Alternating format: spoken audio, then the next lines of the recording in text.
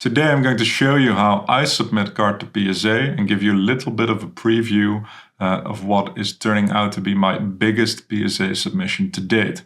I'm sure you're all familiar with the concept of card grading, but just as a very quick reminder, PSA is an authentication and grading service. You send them raw trading cards. They judge them for quality, assign a grade to them, put them into a nice, neat little plastic case. And if you're lucky, then the value of your card will have gone up by putting it through this process. I use a middleman to send my cards into PSA, and my party of choice is Dave & Adams. They have a European headquarters here in the Netherlands. I send my cards into them. They send them to PSA on my behalf. They get my slabs back and they send me my slabs. Obviously, they add a little fee on top, but they also, deal with any issues and problems if or when they arise. As many of you will probably know, PSA has announced that they are opening a European grading facility in Frankfurt, Germany, and that's supposed to open September of this year. And I'm really looking forward to that. This hopefully means that we can become direct, partners or members of the PSA program, send our cards directly to PSA here in Europe, hopefully reducing our shipping costs, our insurance costs, our turnaround times, and ideally even bringing down the cost of grading cards, because as of February 10th, which is 2 to 3 weeks ago at the time of filming this video, PSA have announced another price hike. I think their value tier is now at $25 per card. And I think only like 2 years ago, this was only $15 per card. And turnaround times are now around 95 business days. So that's like 4 months or something in real world time. Dave & Adams have now also, as a result, had to up their prices to 27 euros per card, and that's before VAT. So everything included. Grading a card here in the Netherlands is now like 35 euros per card or something. So it's become very, very expensive. And I'm really hoping that a new facility here in Europe is going to bring that down. But for now, we're doing one more submission the old way. So how does a PSA submission work? I'm on Dave & Adams' website, on their PSA portal, and you select basically a submission tier based on the value of your cards. And this first one is the most common for Pokemon card collectors. So this is value bulk 1980 to present, which is all Pokemon cards as were released after 1980. And the card must have a maximum insured value of 500 euros. Now, I'll get into the details and specifics of that a little bit later, but most cards will fall into this category. And then you can see that this is 27 euros, and then we still need to add VAT. So it's almost 33 euros per card.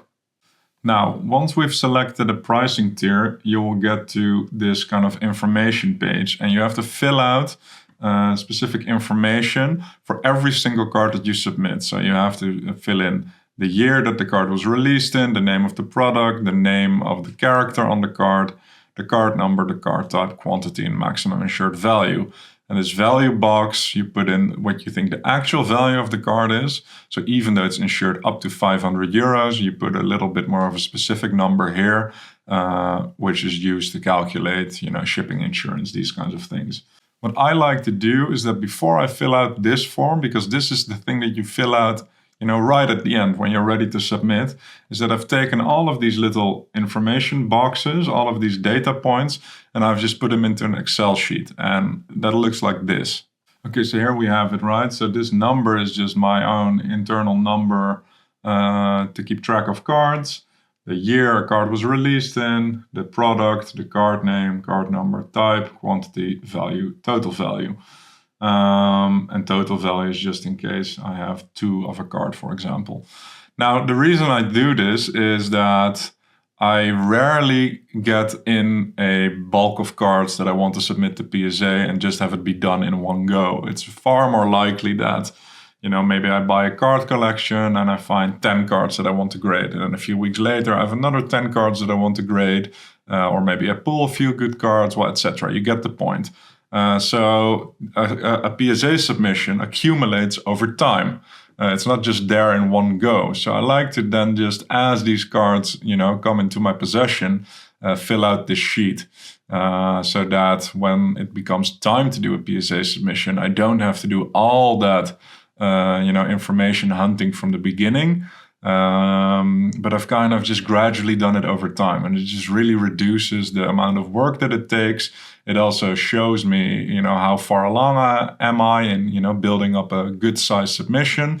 And I've also once or twice had the, unfortunate event of the David Adams form bugging out. And then it's really nice that you've got a secondary source where all this information is kept, so you can just kind of quickly fill it back out again. Okay, so I'm going to show you one card as an example, and then I'm just going to fill everything out and skip that whole process. So the first card I'm sending in is Arcanine, Hollow Arcanine from Aquapolis.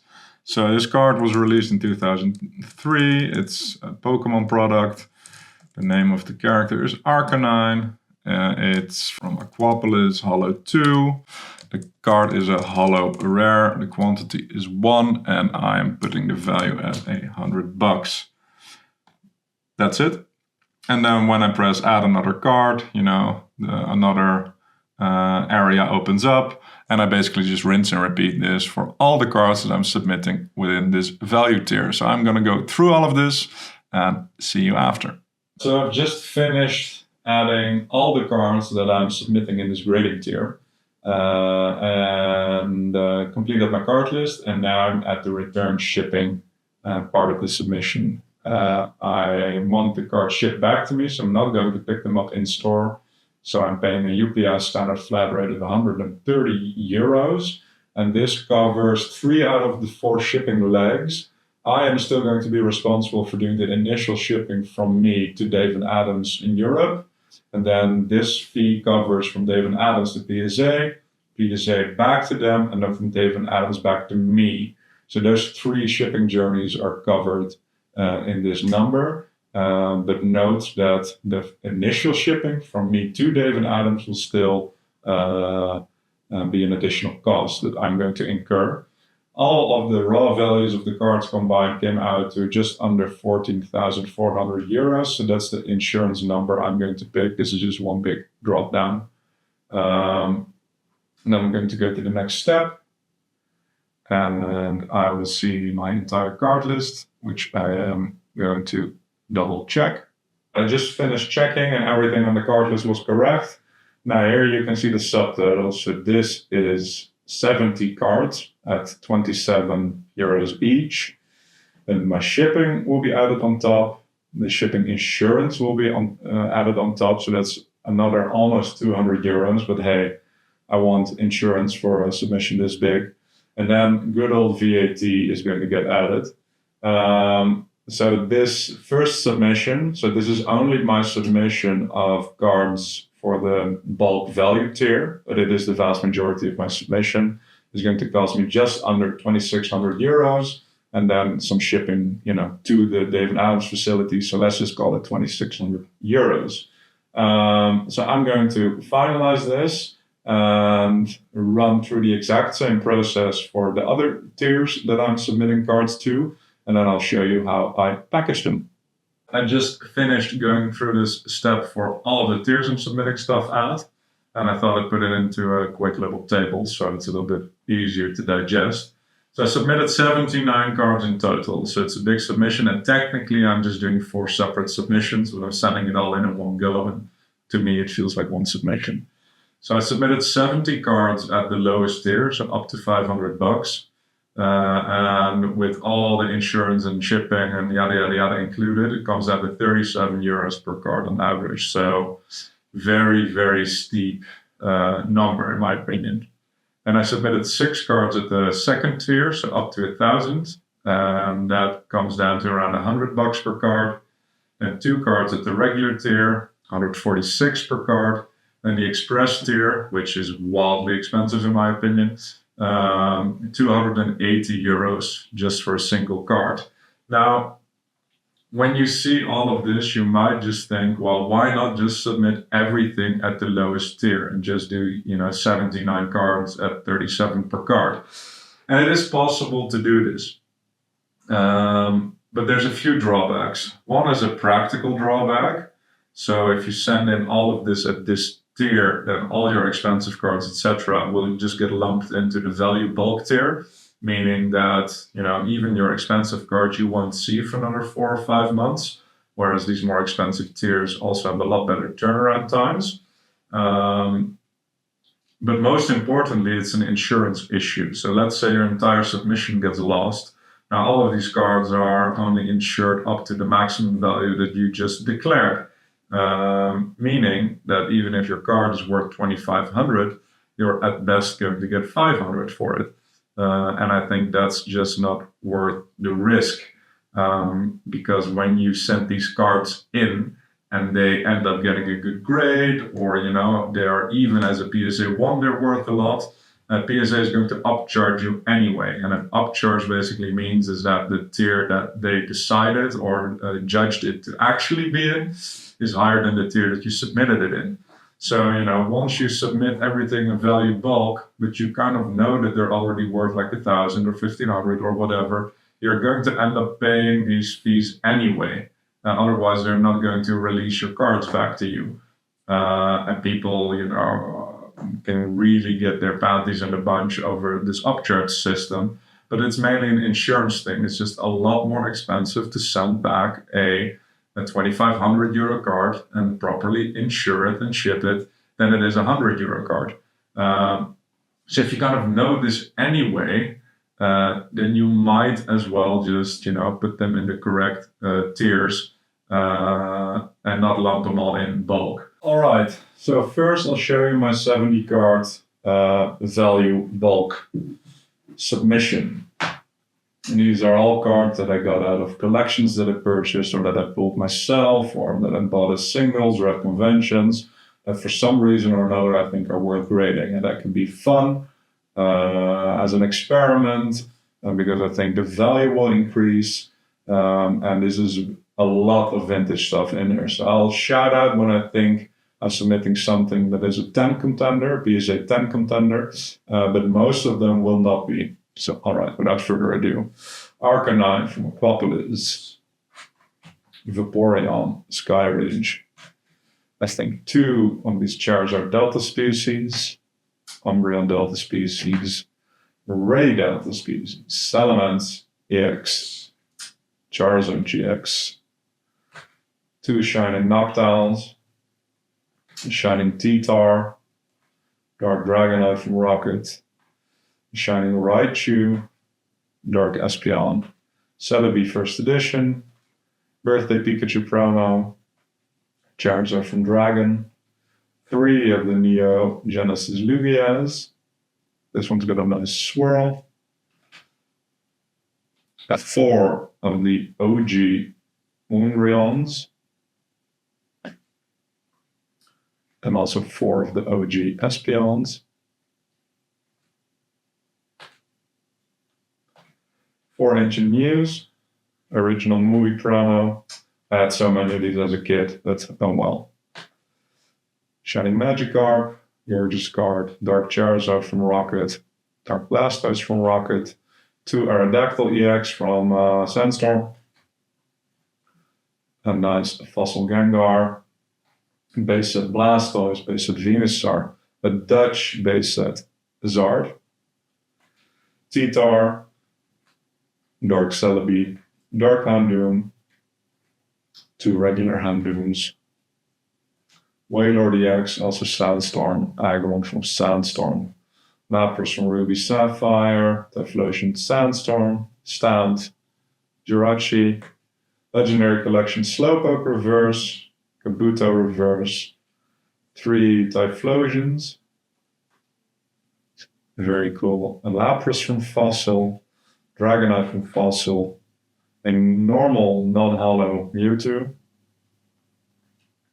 Umbreon Reverse, Sandstorm, Southern Islands Mew, English Reverse Holo, base of Gary, Japanese Team Magma's Groudon, Articuno Reverse from Legendary Collection, and Gengar Reverse from Legendary Collection, Ninetales Reverse Legendary Collection, a Vaporeon Gold Star, Moltres Zapdos Articuno GX from Hidden Fates, I believe, a Japanese Synthesis Garchomp, And these three, I believe, have 10 potential. So the birds, Cynthia's Garchomp, more modern stuff, and an origin form, Dialga and V-Star.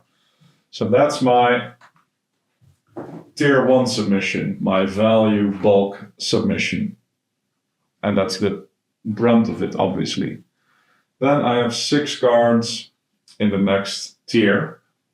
First, Shiny Gyarados, Shiny Mewtwo, Lovebirds, Mewtwo Gold Star Japanese, and Skyridge Umbreon Holo, and a Mew Gold Star. Very, very cool. That's my next 6 cards. Then I have 2 cards in the next tier, and it's another Mew Gold Star, but this is in much better shape. So I think that the previous one won't really outperform that tier, and this one should. So that's why I have another Mew Gold Star in the next tier, and a Skyridge Holo Gengar. And then last but not least, Holo Zard Skyridge. It's in pretty poor condition, but even when it's completely been through the washer, these things fetch like 2.5K. So this is in a league of its own. So yeah, I may move this up a bit so you can see. That's my submission. It's a lot of vintage stuff. And now let me show you how to package this properly.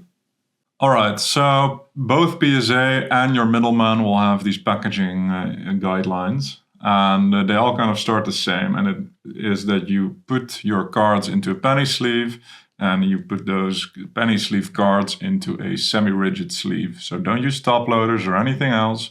You can get these card savers, or other brands have them as well. I typically use the card savers or the Ultra Pro semi-rigids. And that is a given, you have to do it this way. Then basically it all kind of boils down to making stacks of a couple cards, and you put them in the order that you listed them in on the card list. So the order form attached to your submission, that's the exact order that you're going to be presenting the cards in.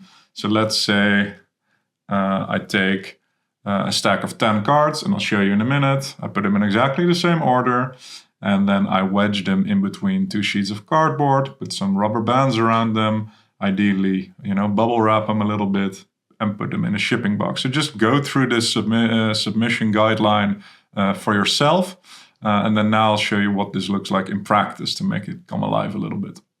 So I have my stack of cards. And since it's 70 cards, and I think the recommended amount to do in one stack is between 5 and 10. So let's use 10, and that means that I'll just repeat this process another 6 times. So I'll make 7 of these in total. 1, 2, 3, 4, 5, 6, 7, 8, 9, 10. So you get your stack of 10 cards, and then you wedge them or put them in between like little cardboard dividers.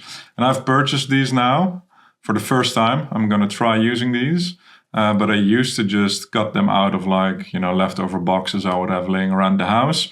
And the only thing that's important is that they are a little bit bigger than the semi-rigid. So this is quite a bit bigger. When I made them myself, I made them a little smaller, so that they cover this whole kind of package. And then what you do is that you take your rubber bands, and I always use 3 in exactly the same way. I always do 1 band vertically and 2 horizontally. And that's it. And then I will bubble wrap this and label it. So let me go through this entire process, and then I'll show you what the finished product looks like. All right, so I've just repeated this process for all of my submissions. So each one of these packets here on the left, it's 10 cards in sleeves, in semi-rigids, wedged between 2 cardboard pieces, 3 rubber bands around it, and then I bubble wrap the entire thing. And then I put these little label stickers on top of it. And this is just to communicate to Dave and Adams which part of the order they're handling. So this sticker says card 1 to 10, and then below it says the order number. So ignore these little white envelopes, it's just to cover my order numbers. And so there's 7 of these on the left, so all the way to cards 61 to 70 on the bottom with my order number. Then this is the second tier, so that's 6 cards with another order number, third tier, and the highest tier, which was only 1 card. So all of this is basically my entire order. Now what I do is then I print out these 4 order forms and package all of this up into one big box and ship that off to Dave and Adams. So let me cut to that real quick. All right, so here I have my package. So all of those little packs were put into a cardboard box that I stuffed with some bubble wrap. Then I bubble wrapped the hell out of that box, which is now going into a bigger box with more bubble wrap. And this is all the order forms that I need to include. And I'm going to tape this up and show you the final product. Here we have her. So I've completely taped the box shut, and then I used clear tape to just literally, cover every inch of this box. Put some fragile stickers on it. Now the only thing missing is a shipping label, and I'm going to ship this probably with a fully insured FedEx courier, because it's one of my worst nightmares for anything to go wrong on this part of the journey. So let me switch back to me behind the computer, and I'll show you the final numbers, and we'll wrap this thing up. So I've just finished packing everything up, and I created my shipping label. And as you can see on the screen, you might see a number that's very big, and that's true in this case. I used a UPS same-day express courier. It means that someone is going to come to my house to pick up this package in the next hour.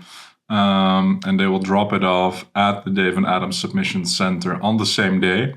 It requires signatures every step of the way, and the entire package value is insured, which was the big cost in this case. I believe they charge around $10 for every 1,000 euros of value that you want to insure. Now, with all the value that I'm sending over, I think it amounted to a little bit over 25,000 euros, so that's 260 euros in insurance only. There are cheaper ways to do this. The nice thing about this is that it's guaranteed to only be handled by one courier. It's fully insured and it gets there very, very quickly. And they can only deliver it to the front door of the business there. Requires a signature. So it cannot end up at a parcel point or something like that. They won't try to deliver it outside of business hours, because that's probably my biggest nightmare, that, there's just some DHL guy there that's like at 9 o'clock at night. Obviously, no one's going to open it, and they're just going to drop all your valuable cards at some parcel point 2 miles down the road, waiting for someone to pick it up. And Dave and Adams doesn't even know that there's been a delivery attempt. And oh man, it's just one big nightmare. So yeah, I'm splurging a little bit.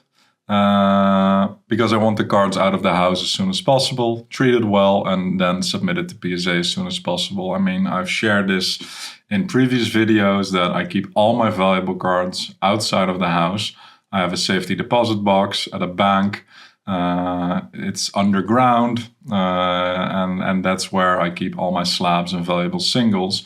So for me to process this submission, I'm basically going to the bank, taking out the singles, packaging them, filling out the order form, putting everything into a box, and same day the courier is going to pick this package up.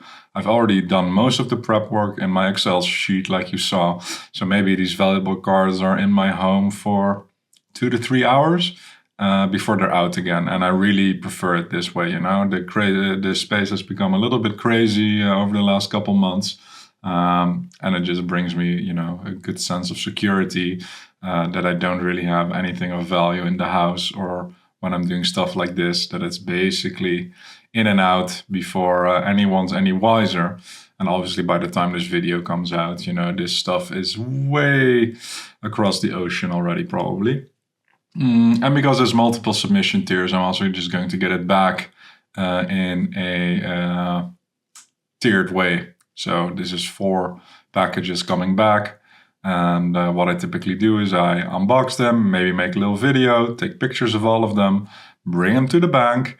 And then by the time, the PSA video goes out and the stuff is listed on Card Market, it's already safely stored away again. And I just hop on over to the bank every time I make a sale and package it and send it from there. So yeah, it's just, it might seem like an excessive cost, but for me, I don't do this, all the time. I think this is the 5th submission I've done. Probably the last one I'm doing this way, and then the next ones will go straight to Germany. So yeah, if you look at it purely from a shipping point of view, it's obviously a huge cost, but I'm trying to look at it from a safety, security, bad people deterrence point of view, and then I'll gladly pay it every time.